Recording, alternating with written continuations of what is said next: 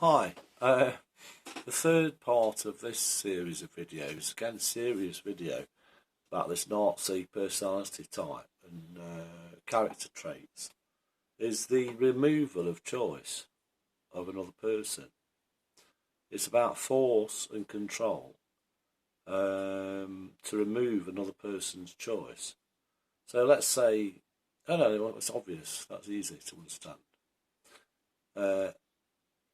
It's just pernicious and negative and very, very dangerous and destructive because this removal of somebody else's choice is in lieu of the choice of the person who the other person is enriching another person's choice. You see, so if you've got one person like, it's a general, I don't know whether it's Nazi or what related, but the tendency or the feature of a person's personality to enjoy choice, perhaps, over something, is pandered to by, as seen on screen, and eBay and Amazon, Next and Boots and you name it, all the retailers, the people who sell you stuff.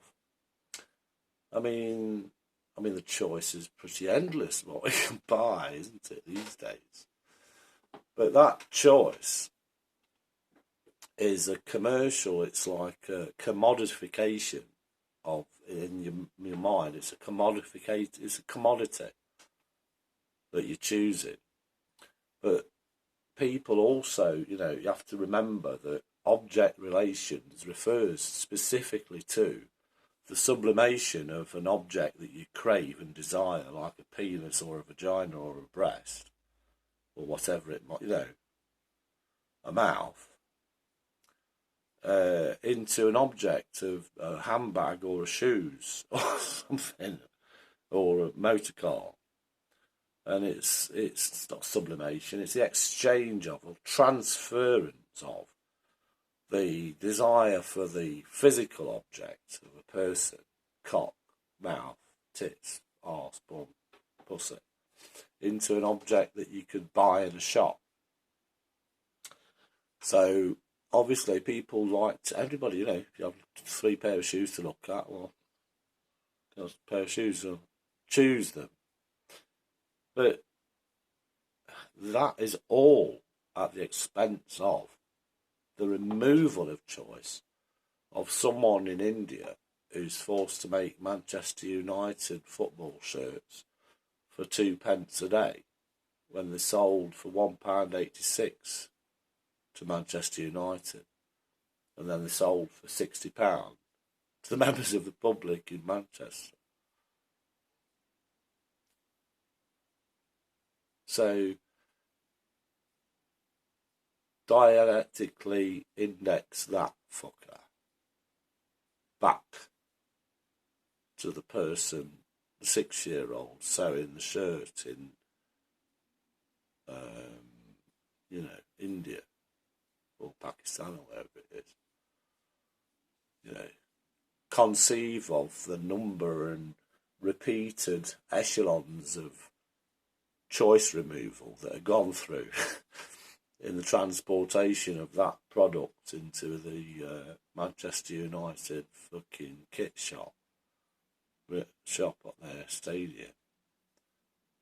And removing somebody's choice is very, very much a Nazi emblem, trait, personality, character trait.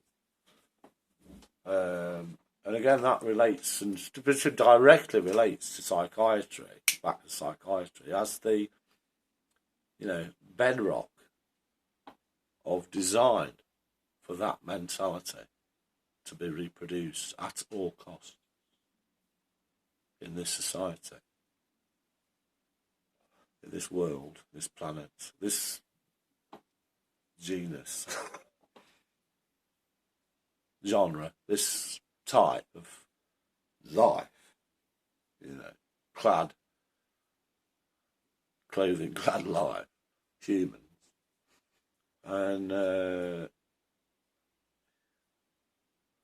do know quite a few people who really, really like to have choice themselves, but also have a deeply ingrained desire to remove other people's choices.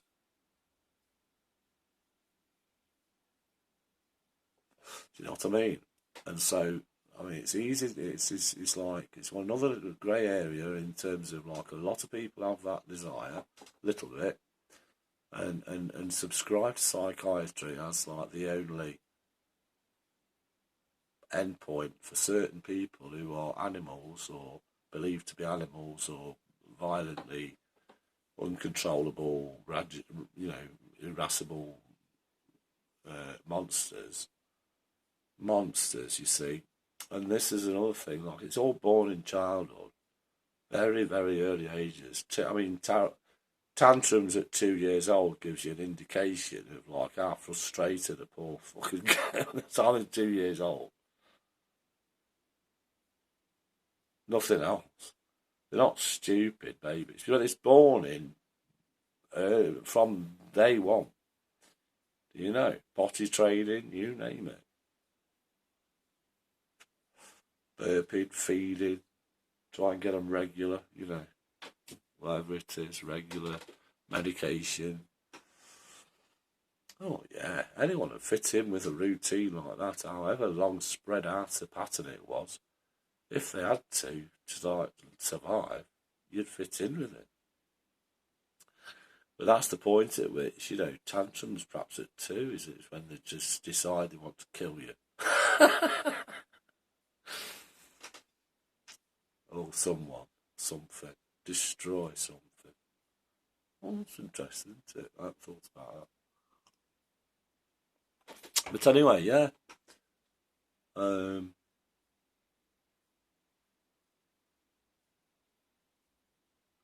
The obtaining choice comes at the cost of removing somebody else's,